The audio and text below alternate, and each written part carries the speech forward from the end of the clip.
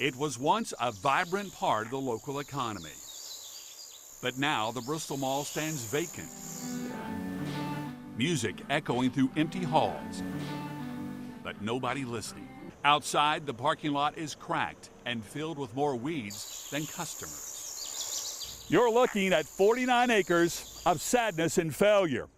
But a couple of area businessmen have an idea to bring this old mall property back to life. You might say they're betting on Bristol. I was having lunch with Clyde Stacy one day at the old farm. He had the idea of a casino, and that's something we never ever thought about.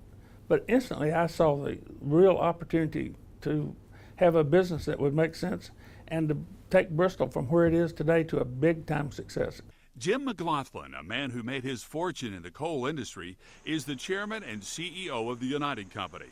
He thinks the casino resort is the perfect solution to Southwest Virginia's economic downturn, and he's willing to finance the entire project to prove it. The reason we can do this quickly is we're not asking for state or federal funding, so we're going to put our own money that we've accumulated over a lifetime. A report prepared by a Richmond consulting firm projects that by the year 2027, the resort would employ 5,200 workers and host 4 million guests per year, contributing $69.5 million in tax revenue. And a big chunk of that, over $26 million, would go to Bristol, Virginia. It would save the state of Virginia over $48 million due to the reduction of payments for unemployment insurance, food stamps, and family assistance. If you want an instant shot that somewhere down the road takes the city out of debt, gives all these thousands of jobs, not only to this city, but to Washington County, to Abingdon, to the coal fields who will come in here to work. This is the only thing that I can think of that does that pretty quickly. There is one huge hurdle. Virginia does not allow casino gambling.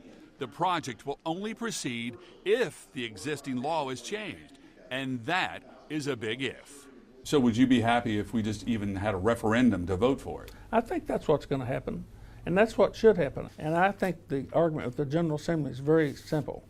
Let Bristol be in charge of its own destiny. Don't keep sending us money. Let us have money to send back to you. If the law is changed, the project will be completed in 2 phases. In phase 1, the old J.C. Penney store will be converted into a 2-floor casino, gaming tables and slot machines on the top floor, a sports betting section on the lower floor. A 10 to 20-story hotel will be built at the rear of the property, with restaurants and shops filling up the center.